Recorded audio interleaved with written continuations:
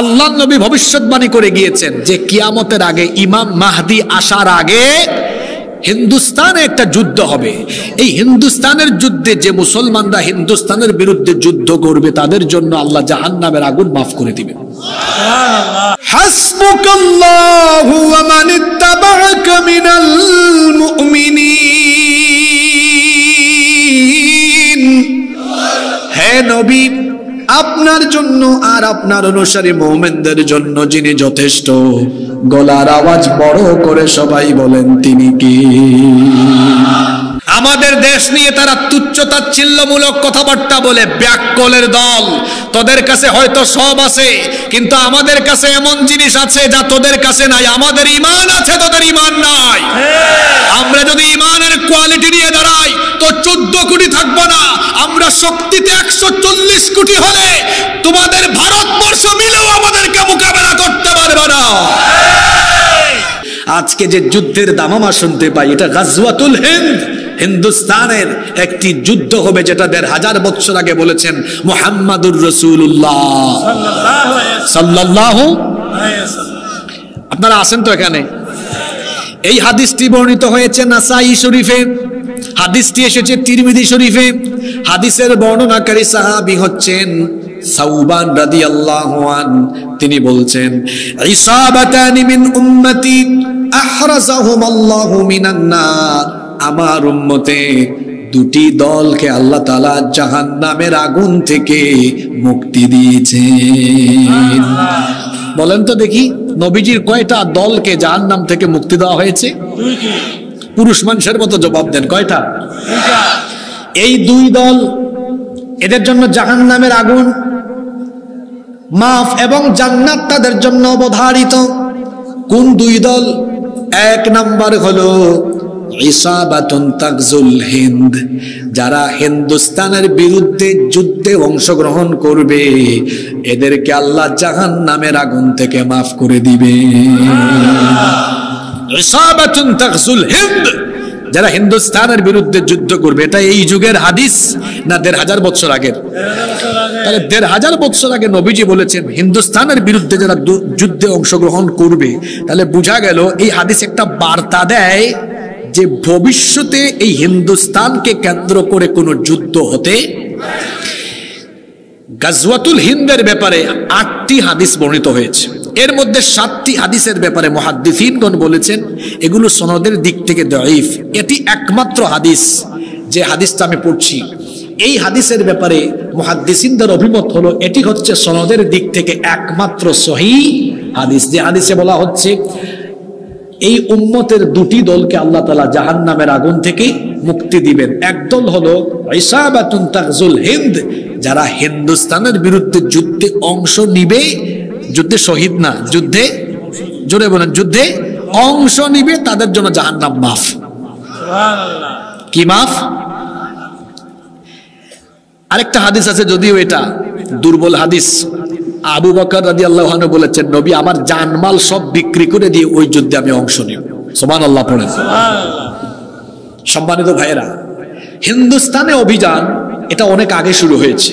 ওমর রাদিয়াল্লাহু আনহুর সময়ে সর্বপ্রথম 15 হিজরিতে ভারতবর্ষে অভিযান হয়। এরপরে 38 হিজরিতে আরেকবার হয়েছে, 44 হিজরিতে আরেকবার হয়েছে, 92 হিজরিতে আরেকবার হয়েছে, 402 হিজরিতে আরেকবার হয়েছে। তার মানে অনেকবারই হয়েছে। সামনে হতে আল্লাহ নবী ভবিষ্যৎবাণী করে গিয়েছেন যে কিয়ামতের আগে ইমাম মাহদি আসার আগে হিন্দুস্তানে একটা যুদ্ধ হবে। এই হিন্দুস্তানের যুদ্ধে যে মুসলমানরা হিন্দুস্তানের বিরুদ্ধে যুদ্ধ করবে তাদের জন্য আল্লাহ জাহান্নামের আগুন মাফ করে দিবেন। সুবহানাল্লাহ। তো হিন্দুস্তানের উগ্রবাদীদেরকে আমরা বলবো, তোরা যে আমাদেরকে ভয় দেখাস, আমরা ভয় পাই না। কারণ রাসূল আমাদেরকে বার্তা দিয়ে গিয়েছেন আমরা যুদ্ধ প্রিয় জাতি নই, আমরা শান্তি প্রিয় জাতি। আমরা ডিফেন্সিভ, আমরা কাউকে আগে আক্রমণ করি না, তবে আক্রান্ত হয়ে গেলে কাউকে আমরা ছাড় দিতে জানি না। আমরা আগে থেকে কাউকে আক্রমণ করি না, এটা আমাদের স্বভাব। কিন্তু আমি ঘুমিয়ে আছি আর আপনি আমার কানের কাছে এসে খুঁচাবেন, তাহলে কিন্তু খবর আছে। একটা সিংহ ঘুমিয়ে থাকলে তো ভালো, ঘুমিয়ে আছে, ঘুমিয়ে থাকতে দেন। কেউ যদি ঘুমিয়ে থাকা সিংহের কানের কাছে এসে খুচাখুচি করে আর সিংহ যদি জেগে উঠে, খবর আছে না নাই? মুসলমান হলো সিংহের জাতি। 14 কোটি মুসলমান এই বাংলাদেশে আছে। আমরা পরমত সহিষ্ণু, পরধর্ম সহিষ্ণু, আমরা সম্প্রীতি মেনটেন করে চলাফেরা করি। এদেশে আমরা অন্যান্য ধর্মের ভাই বোনদেরকে সম্মান করি, ভালোবাসি। আমরা এই দেশে মিলেমিশে বসবাস করছি। এরপরেও কেউ যদি আমার দেশের এই সম্প্রীতি নষ্ট করে স্বাধীনতা সার্বভৌমত্বের গায়ে আঘাত কিংবা আমার দেশের মানচিত্রের গায়ে কুনজর দেয়, আমরা বসে থাকবো না। সিংহের মতো যদি আমরা গর্জে উঠি, তাহলে তারা বলে আমাদের মানচিত্র তারা টুকরা টুকরা করবে। আমি বলি আমাদেরকে খেপিয়ে তুললে তোমাদের মানচিত্র টুকরা টুকরা হয়ে যাবে, দিল্লিতে ইসলামের পতাকা উড়িয়ে দেওয়া হবে।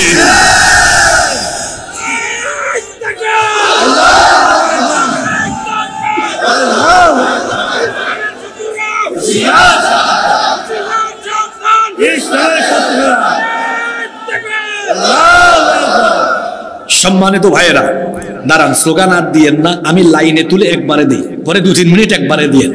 আমার কথা এখনো বাকি আছে। কমিটি আমাকে উঠাইছে 11টায়, তারা গতকাল দেখা করছে বলছে 10টায়। এই 11টার পরে আমরা আলোচনার আখিরি দিকে, শেষ দিকে থাকি। এতগুলা মানুষ শীতের রাতে এত দূর থেকে এসেছে, এত রাত করবেন না আপনারা। আর আপনারা এখন আর স্লোগান দিয়েন না, একটু পরে একবারে লাইনে তুলে দিব, একবারে মাইরা দিবেন, ঠিক আছে? তাহলে বলছিলাম, আল্লাহ রসুল বলেছেন যে আমার উম্মতের 2 দলকে আল্লাহ তাআলা জাহান্নাম থেকে মুক্তি দিবেন। সুবহানাল্লাহ। এক দল যারা হিন্দুস্তানের বিরুদ্ধে যুদ্ধে অংশ নিবে। ও যুবক ভাইয়েরা, 37 জুলাইয়ের যুবক ভাইয়েরা, হিন্দুস্তানিদের হুঙ্কারে এই যুবকরা ভয় পাবে না। আগের ফেরাউন যারা ছিল ভারতের 5 গোলাম, ভারতীয় সেবাদাস, এই যুবকদের সামনে তারা যেভাবে পালিয়ে গিয়েছে, ঠিক তেমনি ভাবে তাদের হুকুমদাতা, তাদের প্রভুরা যদি আমাদের সামনে আসে, ইনশাআল্লাহ যুবকদের গণস্রোতের সামনে তারা বঙ্গোপসাগরে গিয়ে নিক্ষেপ হবে। যুবকদের তুফান, এই গণস্রোতকে রুখে দেওয়া যায় না। স্রোতের সামনে যা আসে তা যেভাবে ভেসে যায়, ঠিক তেমনি ভাবে মুসলিম উম্মার যুবকেরা যদি ঐক্যবদ্ধ হয়ে দাঁড়িয়ে যায়, সেই যুবকদের ঐক্যের শক্তিকে মোকাবেলা করে তাদের সামনে দাঁড়িয়ে থাকার কোনো শক্তি দুনিয়াতে নাই। নবীজি বলেছেন আমার উম্মতের 2 দলকে আল্লাহ জাহান্নাম থেকে মুক্তি দিবেন। এক দলের পরিচয় তো পাইলাম, আরো একটা দল বাকি আছে না? এটা কারা?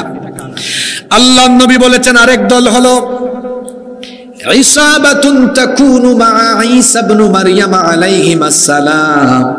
আরেক দল হলো যারা ঈসা আলাইহিস সালামের অনুসারী হয়ে, ঈসা আলাইহিস সালামের সাথী হয়ে, ঈসা আলাইহিস সালামের সৈন্য হয়ে দাজ্জালকে যারা মোকাবেলা করবে, ঈসা আলাইহিস সালামের অনুসারী সাথী সেই সৈন্যদেরকেও আল্লাহ তাআলা জাহান্নামের আগুন থেকে মুক্তি দিয়েছে। দেখি তো বলেন, পৃথিবীর একজন নবীর এখনো মৃত্যু হয় নাই, ওই নবীর নাম কি? যদিও খ্রিস্টানদের আকীদা হলো তারা বলে ঈসা আলাইহিস সালামকে তারা শুলে চড়িয়ে হত্যা করেছে, কিন্তু আল্লাহর কোরআন আমাদেরকে বলে তারা যাকে শুলে চড়িয়ে হত্যা করেছে তিনি ঈসা ছিলেন না, তিনি ছিলেন মিস্টার মিসা। কারণ তারা যে সৈন্যরা ঈসা আলাইহিস সালামকে ধরার জন্য ঘরে ঢুকেছিল, তাদের সৈন্যদের একজনকে আল্লাহ ঈসা নবীর সুরত দিয়েছেন। আল্লাহর জন্য এটা কঠিন না সহজ? ঈসা আলাইহিস সালামকে আল্লাহ আসমানে উঠায় নিয়েছেন। প্রশ্ন হতে পারে আল্লাহ কেন ঈসা আলাইহিস সালামকে আসমানে উঠালেন? 2 কারণ। 1 নাম্বার কারণ আল্লাহ তার নবীর হেফাজত করেছেন, আর 2 নাম্বার কারণ হলো তিনি দোয়া করেছিলেন আল্লাহ আমার পরেই তো দুনিয়ায় আখিরি নবী চলে আসবেন, এই নবীর উম্মতের মর্যাদা অনেক বেশি, সুতরাং অবশ্যই তুমি আমাকে এই নবীর উম্মত বানাও। আল্লাহ বললেন ঠিক আছে ঈসা, আমি তোমার ফরিয়াদ কবুল করলাম, তোমাকে মৃত্যু না দিয়ে আমি আল্লাহ তাআলা তোমাকে ওই নবীর উম্মত হিসাবে দুনিয়ায় আবার পাঠিয়ে দিব। তিনি কি আসবেন না? আসবেন। ওই যে সিরিয়া, সিরিয়াও বিজয় হয়ে গেছে, ইমাম মাহদি আসার আলামত কিন্তু প্রকাশ পাচ্ছে। এই সিরিয়া হবে, এই যে বর্তমান সিরিয়া, তারপর আপনার ফিলিস্তিন, তারপরে লেবানন, জর্ডান, কয়টা দেশের নাম বলেছি আমি? 4টা। সিরিয়া, ফিলিস্তিন, লেবানন, জর্ডান। এই 4টা দেশ মিলে রসুলের যুগে এক দেশ ছিল, যে দেশের নাম ছিল শাম। যে দেশের নাম ছিল, হাদিসের কিতাব খুলে দেখেন আলেমরা বসে আছেন এখানে, আল্লাহ রসুল এই শামের জন্য দোয়া করেছেন, আল্লাহুম্মা বারিক লানা ফি শামিনা ওয়া ফি ইয়ামানিনা, হে আল্লাহ আপনি আমাদের শামে ইয়ামেনে বরকত দেন। সুবহানাল্লাহ। এই সিরিয়াকে কোরআনে বলা হয়েছে আরদুল মুকাদ্দাসা, মানে শামের অঞ্চলকে বলা হয়েছে পবিত্র ভূমি। আল্লাহ রসুল হাদিসে বলেছেন এটি হবে আরদুল মাহশারি ওয়াল মানশার, এটি হবে কিয়ামতের ময়দান। আল্লাহ রসুল আরো বলেছেন এটি হবে শেষ জামানায় কিয়ামতের আগে পৃথিবীর ক্ষমতার কেন্দ্রবিন্দু। সুবহানাল্লাহ পড়তে ইচ্ছে করে না? বর্তমানে হোয়াইট হাউস থেকে মার্কিনীরা মোড়লগিরি করে, এর আর বেশি দিন, আর কয়েক বছর, আর কয়েক বছর পরে এদের রাজত্ব, কয়েক বছর না, এই দেখবেন খুব শীঘ্রই আমেরিকার পতন হবে। বলবেন হুজুর এটাকে আবেগী কথা না, হাসিবুর রহমান চাপাবাজির কোনো কথা বলেন, আলেমদেরকে সাক্ষী রেখে বলছি। ওনাদেরকে জিজ্ঞেস করেন কিয়ামতের আগে পৃথিবীতে বড় বড় 3টা ভূমিকম্প হবে। কয়টা ভূমিকম্প হবে? আমি ভুল বললে হুজুররা আমাকে শুধরে দিবেন। কয়টা ভূমিকম্প? সালাসাতু খুসুফুন ফিল আরদ, 3টা ভূমিকম্প হবে। কোন কোন জায়গায় হবে নবীজি বলে দিয়েছেন এটা। খাসফুন বিল মাশরিক, একটা পৃথিবীর পূর্ব দিকের দেশগুলোতে হবে। ও খাসফুন বিল মাগরিব, আরেকটা পৃথিবীর পশ্চিম দিকের দেশগুলোতে হবে। আর 3 নম্বর আরেকটা হবে ও খাসফুন বিজাজিরাতুল আরব, জাজিরাতুল আরবে আরেকটা হবে। হবেই তো, দেখেন না? হ্যাঁ, সালমানের পুলা মুহাম্মদ যা শুরু করেছে, এদের পতন সামনে আছে। তো এই যে 3 জায়গার ভূমিকম্প, পূর্ব, পশ্চিম আর জাজিরাতুল আরব। এখন আপনারা ওয়ার্ল্ড ম্যাপ, বিশ্ব মানচিত্র তো আপনাদের জানা আছে, পশ্চিমে কোন দেশ? পশ্চিমে কোন দেশ? আমেরিকা। আর তার কিছু দূষর আরো আছে না, যারা এখন পৃথিবীতে বড়াই করে। আল্লাহ রসুলের হাদিস অনুযায়ী এটা যদি জেন জি দেখে, দেখবে, না দেখলে আলফা জেনারেশন, না দেখলে 15 জেনারেশন, ইউটিউবে এই কথা থাকবে, তারা যেন রসুলের হাদিসের সত্যতা মিলিয়ে নেয়। খুব শীঘ্রই আমেরিকা অর্থাৎ পশ্চিমের দিকে থাকা এই দেশ মাটির তলায় দাবিয়ে দেওয়া হবে। ঠিক না? বলেন আল্লাহু আকবার। কুরআন আর এই কি বলে রসুলের হাদিস ঠিক বেঠিক করার আপনি কে? মাহফিলগুলোকে আপনারা রাগ করবেন না আমার কথায়। এই যে আমি দীর্ঘ 1 ঘন্টার উপরে বক্তব্য রাখছি, আমি কি একবারও বলেছি ঠিক কিনা? ওটা আবার বলে, আমি কি বলেছি একবারও এই কথা বলেছি ঠিক না বেঠিক বলেছি? তো কুরআন হাদিসের কথা আপনি ঠিক বেঠিক করার আপনি কে? বরং আমি দেখবেন আলোচনায় ফাঁকে ফাঁকে কিছুক্ষণ পর বলে সুবহানাল্লাহ, আল্লাহু আকবার। কেন? এই ঠিক ঠিক বললে সওয়াব হয় না, সুবহানাল্লাহ বললে সওয়াব হয়, আল্লাহু আকবার বললে সওয়াব হয়। সুবহানাল্লাহ, আবারও ঠিক সুবহানাল্লাহ, আল্লাহু আকবার বলেন সুবহানাল্লাহ। মাহফিলের এই পরিস্থিতি পাল্টা সংস্কারের জন্য আমরা উদ্যোগ নিচ্ছি। যেমন আগামী বছরের সিদ্ধান্ত আমার, আমি এই উত্তরবঙ্গে বড়জোর হাতে গোনা কয়েকটা মাহফিলে আসবো, খুব শর্তারূপ করে আসবো। 9টার আগে আমাকে স্টেজ দিতে হবে।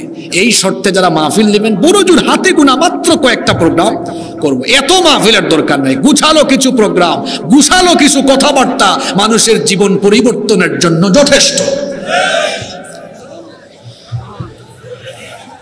দীর্ঘদিনের অভ্যাস তো, পাল্টাইতে একটু সময় লাগবে, অসুবিধা নাই। সম্মানিত ভাইয়েরা আমার দিকে তাকান, গুরুত্বপূর্ণ কথা চলে যাচ্ছে। আমি কোন দেশের কথা জানি বলছিলাম? সিরিয়া। কোন দেশের কথা? সিরিয়া। এটা হবে পৃথিবীর ক্ষমতার কেন্দ্রবিন্দু। এটা আমার কথা নয়, রাসূলুল্লাহ বলেছেন ইমাম মাহদী আসবেন গোটা দুনিয়ায়, তিনি খেলাফত কায়েম করে গোটা পৃথিবীর বাদশা হয়ে পৃথিবী পরিচালনা করবেন। সুবহানাল্লাহ। আর তার ক্ষমতার হেডকোয়ার্টার হবে কোথায়? নবীজি বলেছেন শামে। কোথায়? আবার এই সিরিয়া এমন একটা দেশ, ওই যে একজন নবী মারা যান নাই, নামটা জানি কি, উনি কোন দেশে আসবেন জানেন? জানেন না আপনারা? সিরিয়া। কোন দেশ? হাদিসে এসেছে ইমাম মাহদী আসার পরে দাজ্জাল আসবে, আর দাজ্জাল এসে মক্কা মদিনা ছাড়া গোটা দুনিয়ায় তাণ্ডব চালাবে। এরপরে আল্লাহ দাজ্জালকে কতল করার জন্য, হত্যা করার জন্য ঈসা আলাইহিস সালামকে আবার দুনিয়ায় পাঠাবেন। সুবহানাল্লাহ। আর তিনি কোথায় আসবেন? হাদিসে এসেছে সিরিয়ার দামেস্কের পূর্ব দিকে সাদা গম্বুজওয়ালা একটা মসজিদ হবে।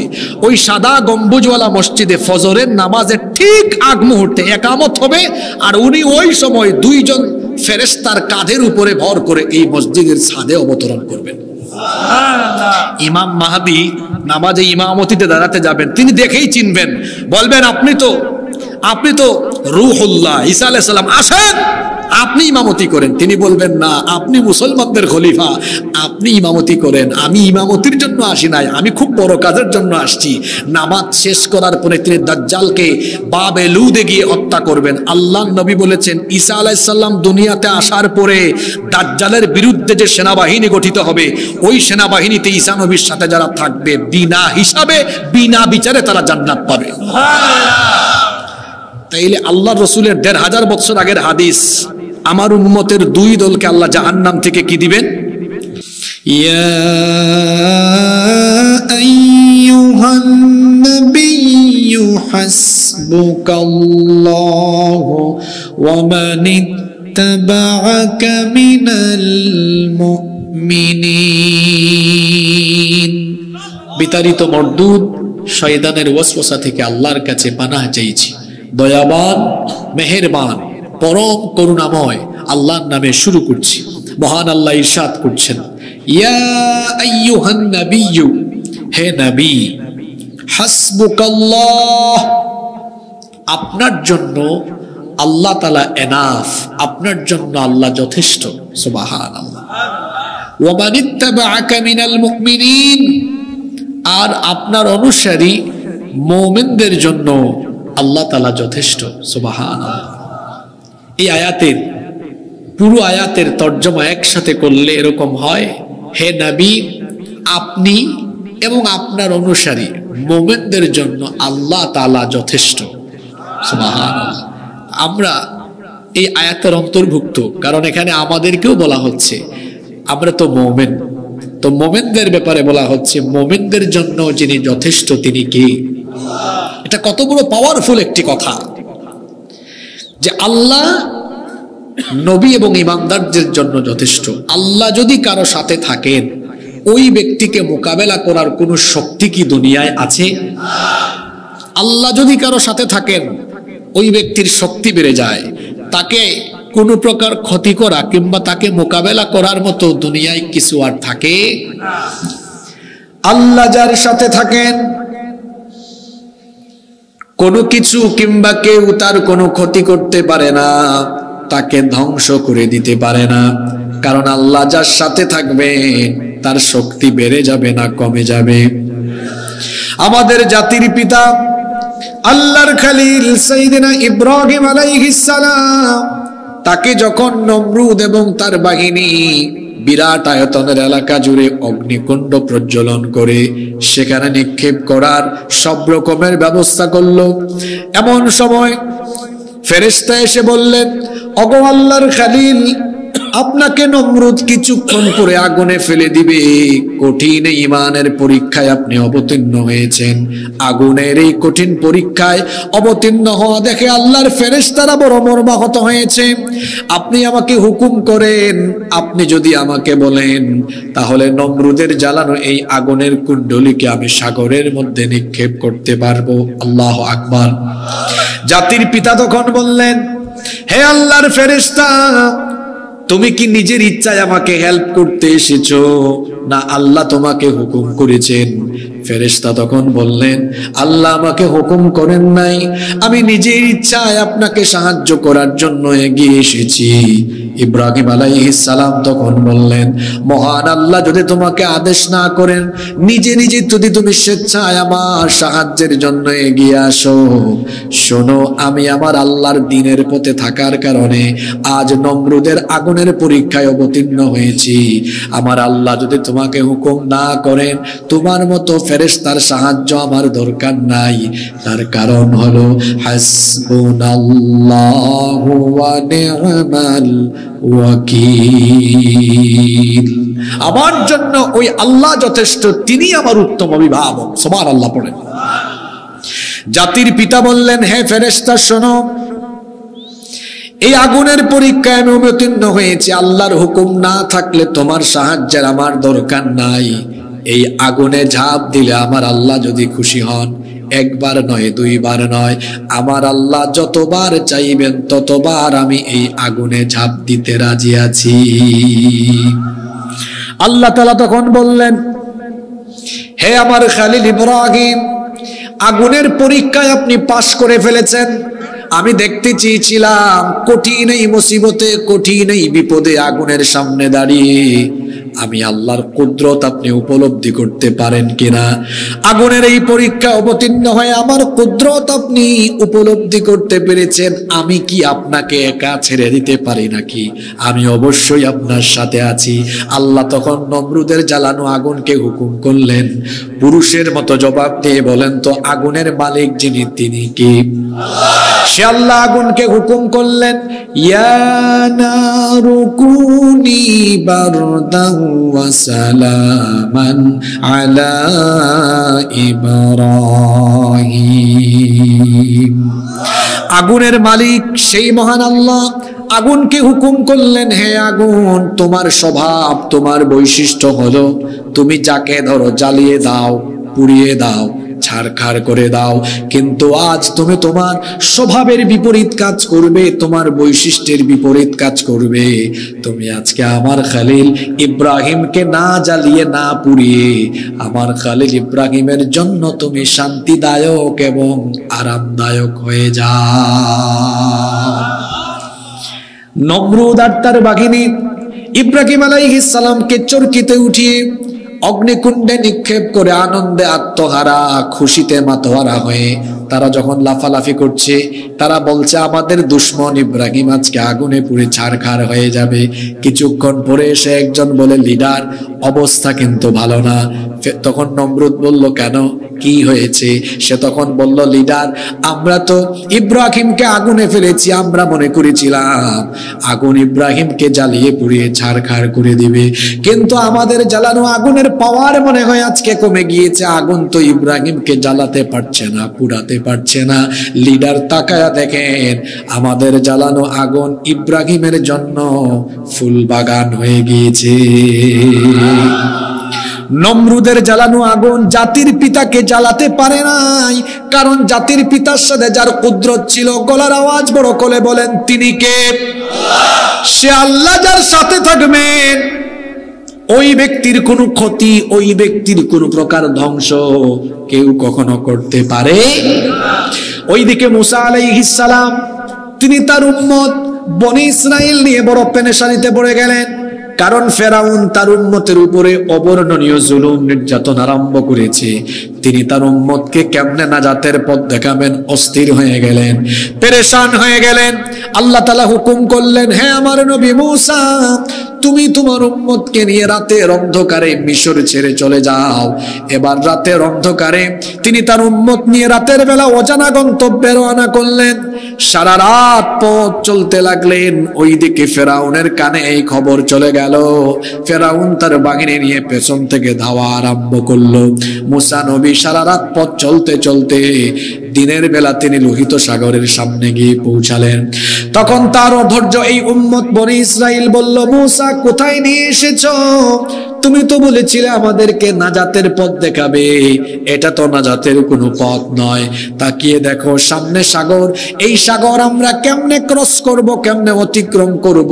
এই কথাগুলো বলতে বলতে হঠাৎ করে তারা পিছনে তাকিয়ে দেখলো পিছনে ফেরাউনের বাহিনী চলে এসেছে। অধৈর্য এই উম্মত বনি ইসরাইল তখন বলল, মুসা, তুমি তো আমাদেরকে নাজাত দিতে আনো নাই, বরং মিশর থেকে আমাদেরকে মৃত্যুর পথে ডেকে এনেছো। তাকিয়ে দেখো সামনে হলো সাগর, পিছনে ফেরাউনের বাহিনী, সামনে গেলেও মরণ, পিছনে গেলেও মরণ, কোথায় আমাদেরকে নিয়ে আসলে? মুসা, তাকিয়ে দেখো ফেরাউনের বাহিনীর দিকে, প্রত্যেকের হাতে তীর আছে, বল্লম আছে, প্রত্যেকের হাতে মরণাস্ত্র আছে, তলোয়ার আছে। মরণাস্ত্র অর্থাৎ যে অস্ত্র দিয়ে মানুষ মারা যায়, এই রকম অস্ত্র তাদের প্রত্যেকের হাতে আছে। অস্ত্রে শস্ত্রে সজ্জিত হয়ে তারা এসেছে, তাদের সবার কাছে সব রকমের মরণাস্ত্র আছে। এবার মুসা, তাকাও আমাদের দিকে, আমাদের সাথে কিন্তু তেমন কিছুই নাই। কঠিন এই মুসিবতের সময় মুসা নবী তার অধৈর্য এই উম্মতকে এমন এক কথা বললেন, আল্লাহ তাআলা তার সেই কথাটাকে কোরআনে কারীমের আয়াত বানিয়ে দিলেন। তিনি তখন তার উম্মতকে বললেন, কাল্লা ইন্না মাইয়া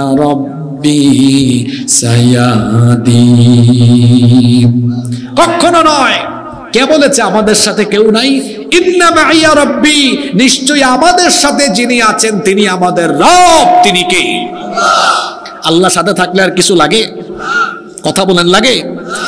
আল্লাহ বললেন, মুসা তোমার ঈমান তো বড় সাংঘাতিক, সামনে সাগর, সামনে গেলে মরণ, পিছনে ফেরাউনের বাহিনী, সেখানেও মরণ, কিন্তু এই অবস্থায় তুমি তোমার ঈমানের উপরে অটল অবিচল থেকে আমি আল্লাহর কুদরতের আশায় আমার কুদরতের উপলব্ধি তুমি করতে পেরেছো।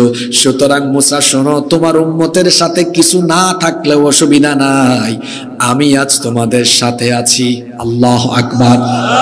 ফেরাউনের বাহিনীকে তোমার উম্মত মোকাবেলা করার দরকার নাই, আমি আল্লাহ নিজেই আজকে তাদেরকে মোকাবেলা করব। আল্লাহ বললেন, ও মুসা তোমার লাঠি দিয়ে আঘাত করো। মুসা নবী লাঠি দিয়ে আঘাত করার সঙ্গে সঙ্গে সাগরের মাঝখান দিয়ে রাস্তা তৈরি করে দিলেন কে? আল্লাহ বললেন, তোমার উম্মত নিয়ে চলে যাও। পানির অপর নাম হলো জীবন, আবার পানির অপর নাম ফেরাউনের জন্য আল্লাহ করে দিয়েছেন মরণ। ফেরাউন যখন তার দলবল নিয়ে সেখানে নামলো, অস্ত্র শস্ত্র নিয়ে এসেছে, তাদের বাহিনীকে মোকাবেলার জন্য আল্লাহর অস্ত্রের দরকার হয় নাই, কারণ পানিও হলো জুনদুম মিন জুনুদিল্লাহ, এটাও আল্লাহর সৈনিক, এটা আল্লাহর হুকুম। মানে এই পানি দিয়ে আল্লাহ তাআলা ফেরাউন আর ফেরাউনের বাহিনীকে একেবারে নাকানি চুবানি খাওয়ায়া ধ্বংস করে দিলেন। ঘটনাটা এই জন্য বললাম, মুসা নবী এবং মুসা নবীর উম্মতের সাথে ছিলেন কে? আরো জোরে বলেন, ছিলেন কে? সে আল্লাহ সাথে ছিলেন বলে ফেরাউন এবং তার দলবল মুসা নবী এবং মুসা নবীর উম্মতকে মারতে এসে তারা নিজেরাই মরে গিয়েছে, কারণ মুসা নবীর সাথে ছিলেন কে? তাহলে বোঝা গেল, আল্লাহ যার সাথে আছেন তাকে যে মারতে আসবে নিজেই সে মরতে পারে। আবার দেখুন, আমার আপনার প্রিয় নবী, আখিরি নবী, রাহমাতাল লিল আলামিন, মুহাম্মাদুর রাসূলুল্লাহ সাল্লাল্লাহু আলাইহি ওয়াসাল্লাম, তাকে যখন মক্কার কাফেরেরা হত্যার চূড়ান্ত পরিকল্পনা গ্রহণ করলো, আল্লাহ তাআলা তখন বললেন, আমার হাবিব আপনি মক্কা থেকে মদিনায় হিজরত করেন। আল্লাহর নবী তার প্রিয়তম বন্ধু সাইয়েদনা আবু বকর সিদ্দিক রাদিয়াল্লাহু আনহুকে সাথে নিয়ে মক্কা থেকে রাতের অন্ধকারে বের হয়ে গেলেন। সারা রাত পথ চলতে চলতে ফজরের ওয়াক্তে তারা একটা গুহার পাশ দিয়ে যাচ্ছেন। আবু বকর রাদিয়াল্লাহু আনহু তখন বললেন, ওগো আল্লাহর নবী, ফজরের ওয়াক্ত হয়ে যাচ্ছে, দিনের আলো ফুটে উঠতে শুরু করলে কাফিররা আমাদেরকে রাস্তায় ধরে ফেলবে, আমরা ধরা পড়ে যাব, চলেন এই গুহায় আমরা আশ্রয় গ্রহণ করি। দুইজন ওই গুহায় অবস্থান নিলেন।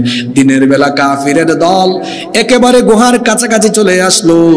আবু বকর রাদিয়াল্লাহু আনহু তখন বললেন, ওগো আল্লাহর নবী, এই ছোট্ট গুহা, এখানে আমরা অবস্থান নিয়েছি, কাফেররা কাছাকাছি চলে এসেছে, সম্ভবত আমরা কিছুক্ষণের মধ্যে ধরা খেয়ে যাব, কারণ এটা এমন এক ছোট গুহা, আমরা বসে যদি মাথা উঁচু করি উপর থেকে দেখা যাবে, গুহার কাছে আসলে এর ভেতরে কে আছে সেটা বোঝা যাবে, সম্ভবত কিছুক্ষণের মধ্যে আমরা ধরা পড়তে যাচ্ছি।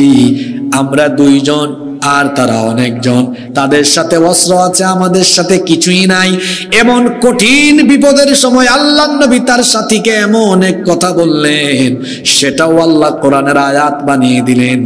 আল্লাহর নবী তখন আবু বকর রাদিয়াল্লাহু আনহুকে বললেন, লা তাহজান ইন্নাল্লাহা মা'ানা, ভয় পেও না। কে বলেছে আমাদের সাথে কেউ নাই? নিশ্চয়ই আমাদের সাথে আছেন কে? আল্লাহ সাথে ছিলেন। কাফিরের দল সেদিন তাদের কোনো ক্ষতি করতে পেরেছে? তিনটা ঘটনা কোরআন থেকে আমি বলেছি।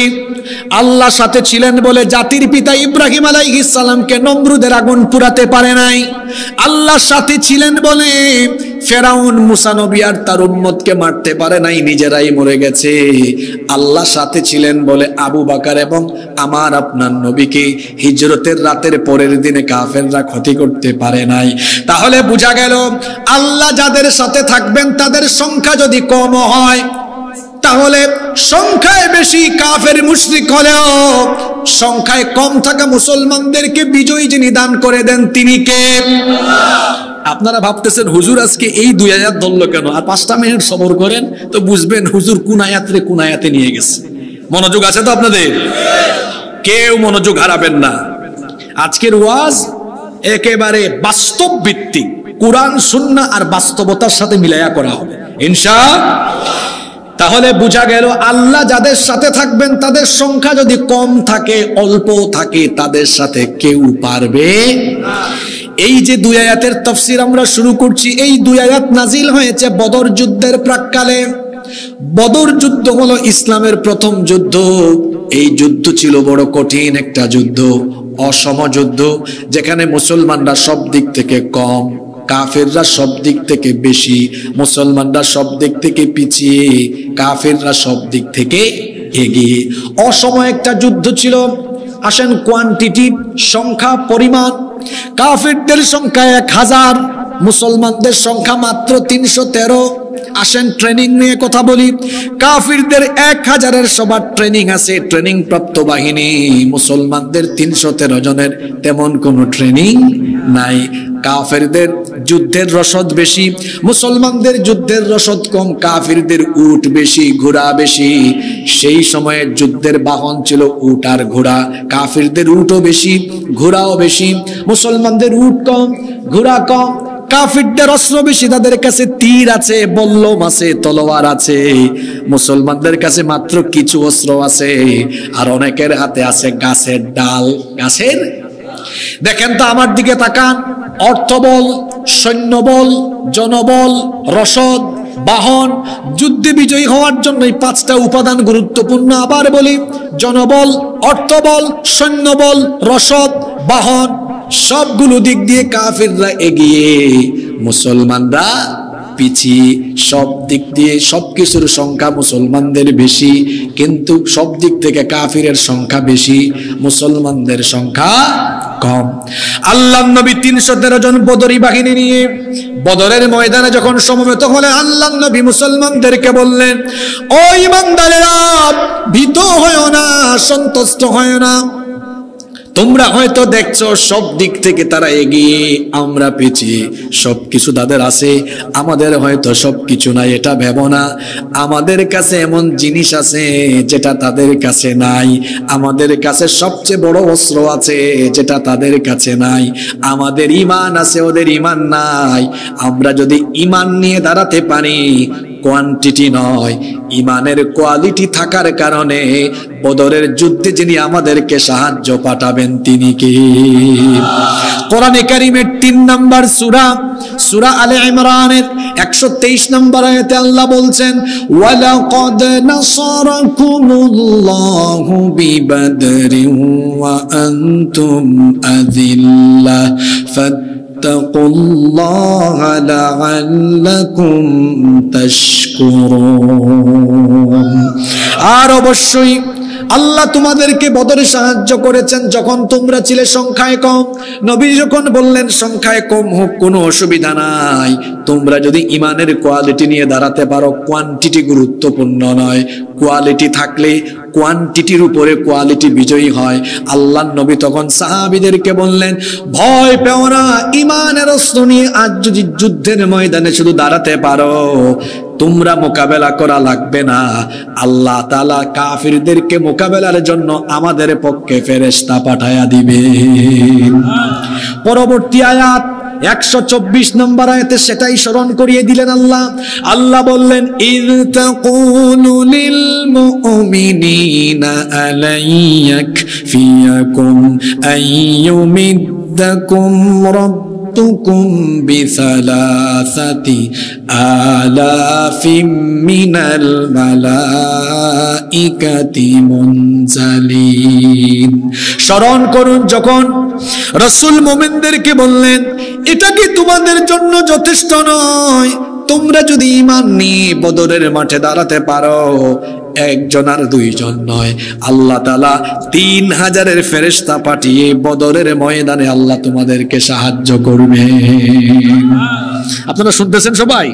তো আল্লাহ কি ফেরেশতা পাঠান নাই? যে সূরা থেকে আমি কথা বলছি এই সূরার 12 নম্বর আয়াতে আল্লাহ কি বলছেন শুনেন। আল্লাহ ফেরেশতাদেরকে ডাকলেন, ডেকে বললেন, ইয ইউহি রাব্বুকা ইলাল মালাইকাতি আন্নী মাআকুম ফাসাব্বিতুল্লাযীনা আমানু সাউলকি ফি কুলুবিল্লাযীনা কাফারুর রু'বা ফাদরিবু ফাওকাল আ'নাকি ওয়াদরিবু মিনহুম কুল্লা বানান। আল্লাহ তাআলা বলছেন স্মরণ করুন যখন আপনার রব ফেরেশতাদের কাছে ওহী নাজিল করলেন, ফেরেশতাদেরকে আদেশ করলেন বদরের ময়দানে আমার 313 জন দাঁড়িয়ে থাকা ঈমানদারদের জন্য তোমরা সাহায্যকারী হয়ে নেমে যাও। আন্নী মাআকুম, নিশ্চয়ই আমি তোমাদের সাথে আছি। ও আমার ফেরেশতারা, ফাসাব্বিতুল্লাযীনা আমানু, বদরের মাঠে গিয়ে এমন কিছু করো যাতে করে আমার ঈমানদার বাহিনী দৃঢ় থাকতে পারে, কাফেররা যেন যুদ্ধের মাঠ থেকে তাদেরকে হটাতে না পারে। আল্লাহু আকবার। আল্লাহ ফেরেশতাদেরকে বললেন, সাউলকি ফি কুলুবিল্লাযীনা কাফারুর রু'ব, শীঘ্রই আমি কাফিরদের অন্তরে ভয় ভীতির সঞ্চার করে দিব। আল্লাহ তাআলার শব্দ চয়নের নমুনা কতই না চমৎকার। আল্লাহ ফেরেশতাদেরকে বললেন, ফাদরিবু ফাওকাল আ'নাক। শুনতেছেন? এদিকে তাকান। ফাদরিবু ফাওকাল আ'নাক। আ'নাক, ফেরেশতা যাও তো, নামো, বদরে যাও, আর গিয়ে প্রত্যেকটা কাফেরের ফাদরিবু ফাওকাল আ'নাক, ঘাড়ের উপর আঘাত করো। আল্লাহু আকবার বলেন। এই আদেশ ফেরেশতাদেরকে দিচ্ছেন কে? আল্লাহ। কি বলছেন? ফাদরিবু ফাওকাল আ'নাক, প্রত্যেক কাফেরের ঘাড়ের উপরে আঘাত করো। আর কি? ওয়াদরিবু মিনহুম কুল্লা বানান, প্রত্যেক কাফেরকে জুড়ায় জুড়ায় আঘাত করো। আল্লাহু আকবার। আল্লাহর দেওয়া এই হুকুম ফেরেশতারা কি পালন করেছে? আপনারা শুনতেছেন না? আচ্ছা, আসেন এক কাফিরের মুখ থেকে শুনি আর আরেক বদরি যোদ্ধা সাহাবীর কাছ থেকে শুনি। আবু জাহালের ছেলের নাম হলো ইকরিমা। সিরাতে ইবনে হিশাম, রাহিকুল মাখতুম, রাহমাতাল লিল আলামিন, সিরাতে আরাবী, আল বিদায়া ওয়ান নিহায়া সহ অনেকগুলো সিরাতের গ্রন্থ এবং আল বিদায়া ওয়ান নিহায়ার মতো ঐতিহাসিক এই গ্রন্থে বর্ণনা করা হয়েছে আবু জাহালের ছেলে ইকরিমা, সে বলছে বদরের ময়দানে আমরা 1000-এর বিরাট বাহিনী নিয়ে আমরা আনন্দের সাথে এগিয়ে যাচ্ছিলাম। মাত্র 313 জন দুর্বল মুসলমানকে আমরা কয়েক মিনিটেই খতম করে দিব। আমরা যখন এগিয়ে যাচ্ছিলাম, আবু জেহেলের ছেলে ইকরিমা বলছে ঈমানদাররা আমাদের কাছে আসার আগে আমি দেখলাম সাদা সাদা কাপড় পরিহিতা কিছু বিরাট দেহী লোকজন এসে যুদ্ধের তারা তুফানের গতিতে তীব্র গতিতে এসে আমাদের নেতৃবৃন্দের শরীর থেকে মাথা আলাদা করে দিয়েছে।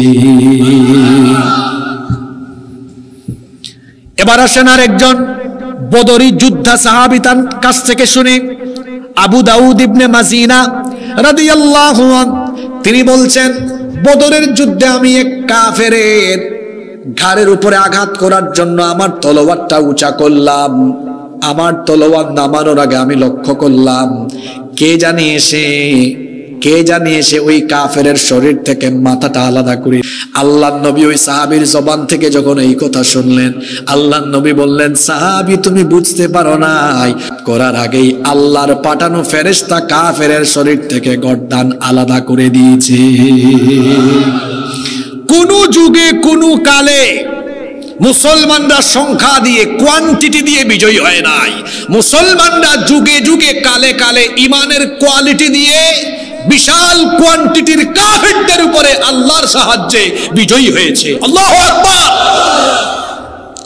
এই জন্য আল্লাহ তাআলা এই আয়াতে বলছেন, ইয়া আইয়ুহান নাবিয়্যু হাসবুকাল্লাহু ওয়া মান ইত্তাবা'আকা মিনাল মুমিনিন। হে নবী, আপনার জন্য আর আপনার অনুসারী মুমিনদের জন্য যিনি যথেষ্ট, গলার আওয়াজ বড় করে সবাই বলেন তিনি কি? কোয়ান্টিটি, সংখ্যা দিয়ে নয়। মুসলমানরা যুগে যুগে বিজয়ী হয়েছে কি দিয়ে? তো কথা তো বলছেন না, কি দিয়ে? কি দিয়ে? আজ আমার দেশের স্বাধীনতা, সার্বভৌমত্ব, পার্শ্ববর্তী দেশ তাদের হুঙ্কারে যেন আমার দেশের স্বাধীনতার সার্বভৌমত্ব মনে হয় যেন অনেকে ভাবে এটা হুমকির মুখে। ওরা মনে করে আমাদের সংখ্যা কম, তারা আমাদেরকে শেষ করে ফেলবে, দাদাগিরি প্রভুগিরি দেখায়। নিতে নিতে দেখেন না একদম আপনাদের রংপুর, এই যে রংপুর, বৃহত্তর রংপুর বিভাগ নিয়ে ফেলতে চায়। ওই ব্যাককলরা তো জানে না এই বাংলাদেশে 20 কোটি জনসংখ্যা, তার মধ্যে 14 কোটি মুসলমান। এটা হলো সংখ্যায় 14 কোটি, কিন্তু এই 14 কোটি মুসলমান যদি ইমানি কোয়ালিটি নিয়ে দাঁড়ায় তাহলে আল্লাহ তাদের সাথে থেকে এমন ভাবে সাহায্য করবেন যে তাদেরকে মোকাবেলা করা কোনো শক্তি পৃথিবীতে থাকবে না। মনোযোগ আছে আপনাদের? আমি কিন্তু মূল জায়গায় নিয়ে আসছি আপনাদেরকে, এখন আর জিমাইলে হবে না। মনোযোগ আছে? কেন পারবে না? তার কারণ পরের আয়াতে চলে এসেছে, 65 নম্বর আয়াত। কেন পারবে না?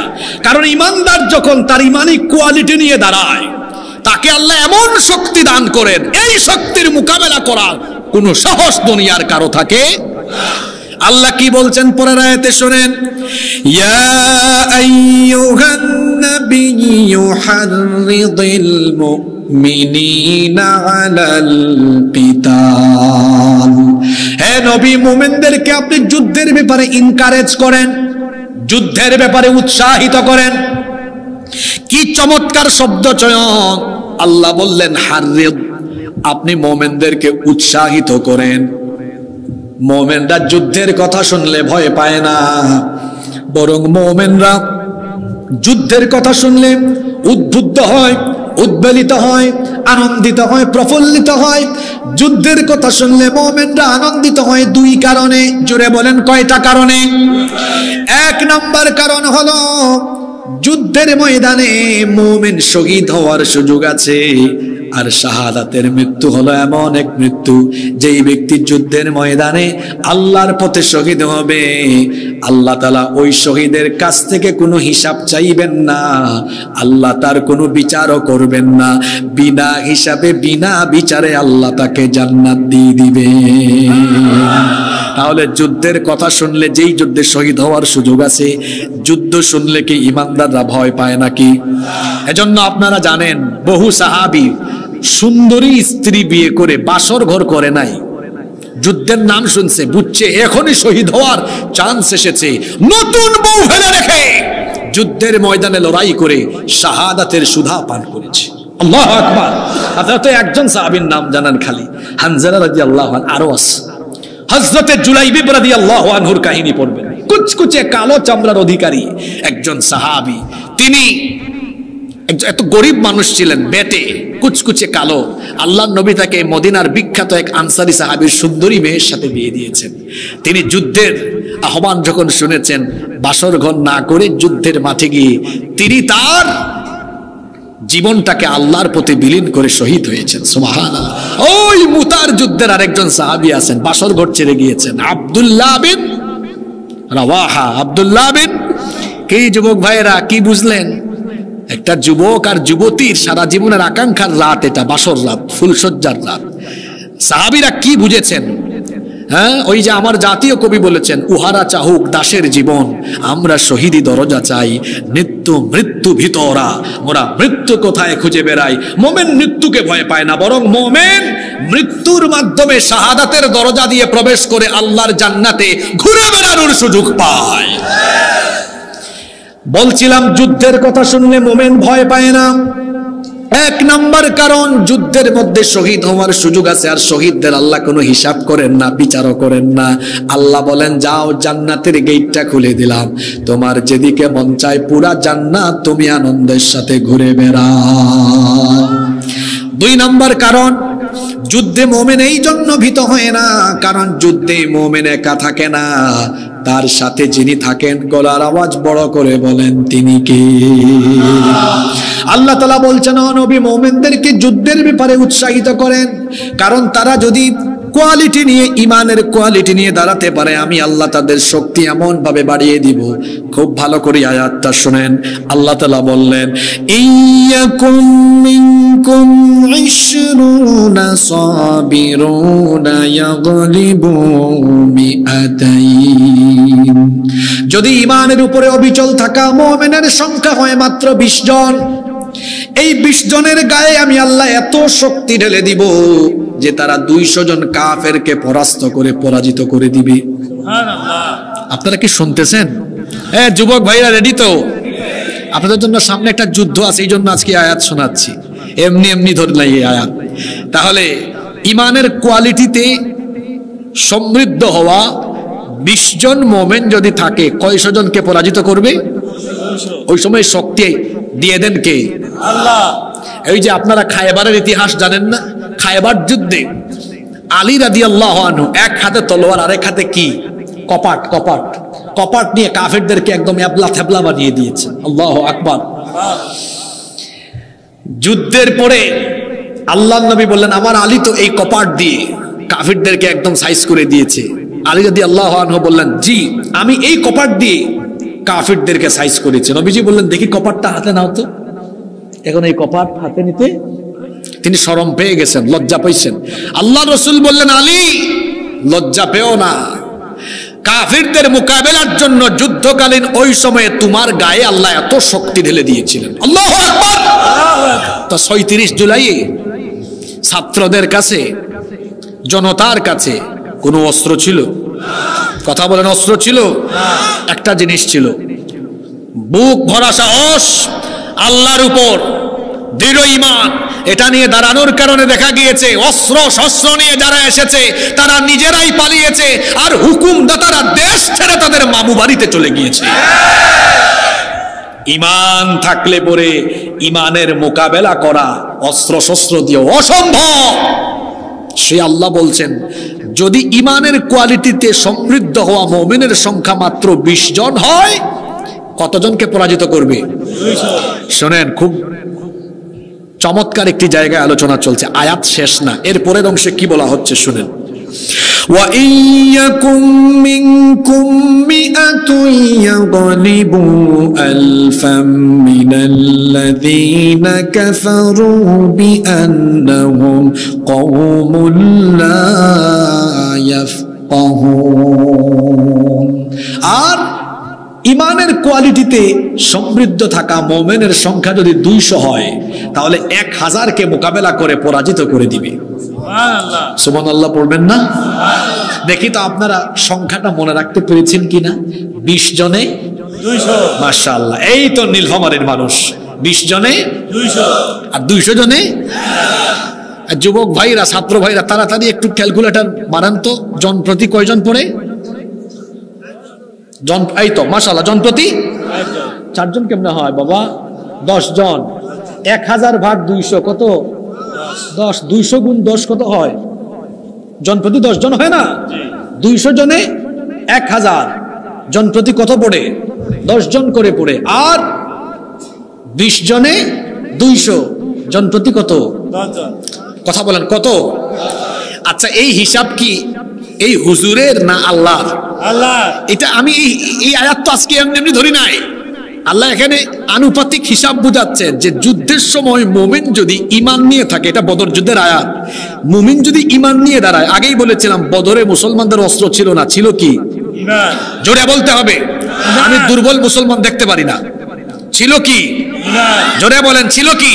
ঈমান। আল্লাহ বলছেন এই ঈমান থাকলে পরে সংখ্যায় 20 জন হইলে 200 জনকে পরাজিত করবে, 200 জন 1000 জনকে পরাজিত করবে। ভাগ করলে দেখা যায় জন প্রতি একজন মুমিন কয়জন কাফেররে হারায়? 5 জন। জোরে বলেন কয়জন? 5 জন।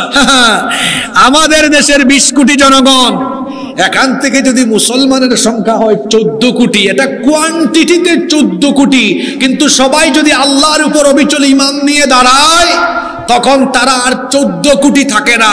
ঈমান থাকলে পরে সেই যুদ্ধকালীন মুহূর্তে তাদের শরীরে আল্লাহ 10 গুণ শক্তি বৃদ্ধি করবেন। 14 কোটি গুণ 10 সমান 140 কোটি। সুবহানাল্লাহ পড়েন। পাশের দেশ থেকে আজ আমাদেরকে হুমকি দেওয়া হয়, বলা হয় আমাদের দেশ তারা দখল করবে, আমাদের দেশ নিয়ে তারা তুচ্ছ-তাচ্ছিল্যমূলক কথাবার্তা বলে, ব্যাককলের দল। তোদের কাছে হয়তো সব আছে, কিন্তু আমাদের কাছে এমন জিনিস আছে যা তোদের কাছে নাই। আমাদের ঈমান আছে, তোদের ঈমান নাই। আমরা যদি ঈমানের কোয়ালিটি নিয়ে দাঁড়াই তো 14 কোটি থাকবো না।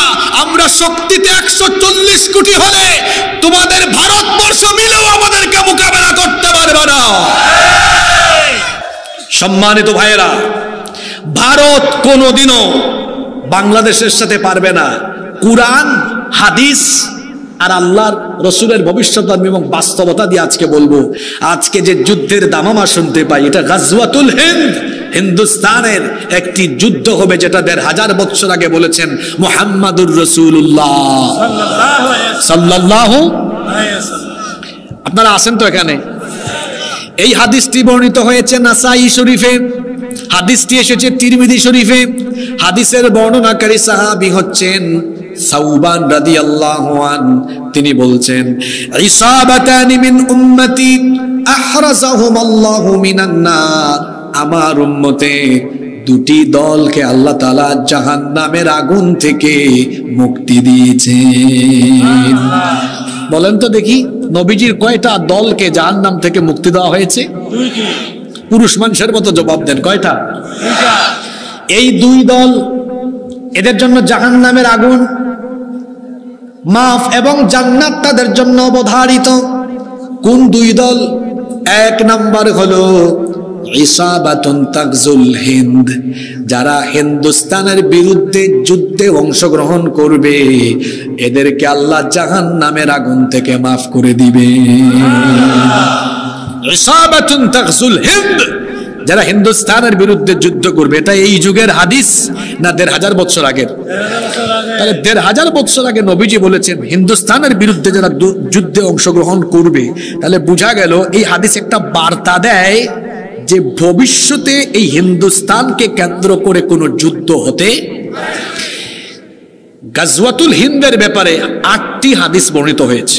এর মধ্যে 7টি হাদিসের ব্যাপারে মুহাদ্দিসিনগণ বলেছেন এগুলো সনদের দিক থেকে দাঈফ।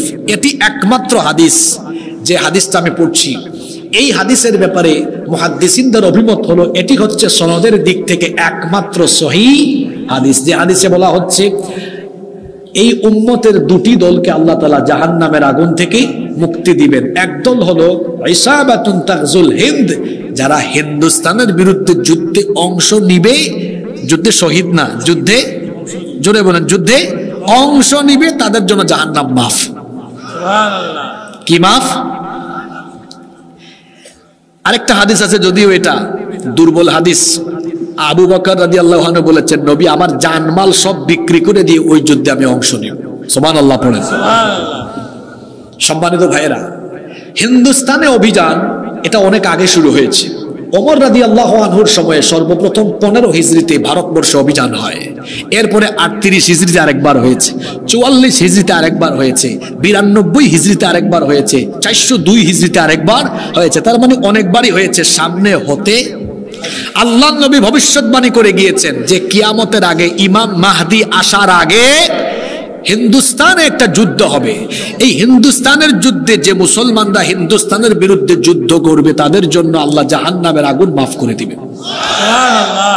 তো হিন্দুস্তানের উগ্রবাদীদেরকে আমরা বলবো, তোরা যে আমাদেরকে ভয় দেখাস, আমরা ভয় পাই না, কারণ রসুল আমাদেরকে বার্তা দিয়ে গিয়েছেন আমরা যুদ্ধ প্রিয় জাতি নই, আমরা শান্তি প্রিয় জাতি, আমরা ডিফেন্সিভ, আমরা কাউকে আগে আক্রমণ করি না, তবে আক্রান্ত হয়ে গেলে কাউকে আমরা ছাড় দিতে জানি না। আমরা আগে থেকে কাউকে আক্রমণ করি না, এটা আমাদের স্বভাব। কিন্তু আমি ঘুমিয়ে আছি আর আপনি আমার কানের কাছে এসে খুঁচাবেন, তাহলে কিন্তু খবর আছে। একটা সিংহ ঘুমিয়ে থাকলে তো ভালো, ঘুমিয়ে আছে, ঘুমিয়ে থাকতে দেন। কেউ যদি ঘুমিয়ে থাকা সিংহের কানের কাছে এসে খুঁচাখুচি করে আর সিংহ যদি জেগে উঠে, খবর আছে না নাই? মুসলমান হলো সিংহের জাতি। 14 কোটি মুসলমান এই বাংলাদেশে আছে। আমরা পরমত সহিষ্ণু, পরধর্ম সহিষ্ণু, আমরা সম্প্রীতি মেনটেন করে চলাফেরা করি। এদেশে আমরা অন্যান্য ধর্মের ভাই বোনদেরকে সম্মান করি, ভালোবাসি। আমরা এই দেশে মিলেমিশে বসবাস করছি। এরপরেও কেউ যদি আমার দেশের এই সম্প্রীতি নষ্ট করে স্বাধীনতা সার্বভৌমত্বের গায়ে আঘাত কিংবা আমার দেশের মানচিত্রের গায়ে কুনজর দেয়, আমরা বসে থাকবো না। সিংহের মতো যদি আমরা গর্জে উঠি, তাহলে তারা বলে আমাদের মানচিত্র তারা টুকরা টুকরা করবে, আমি বলি আমাদেরকে খেপিয়ে তুললে তোমাদের মানচিত্র টুকরা টুকরা হয়ে যাবে, দিল্লিতে ইসলামের পতাকা উড়িয়ে দেওয়া হবে।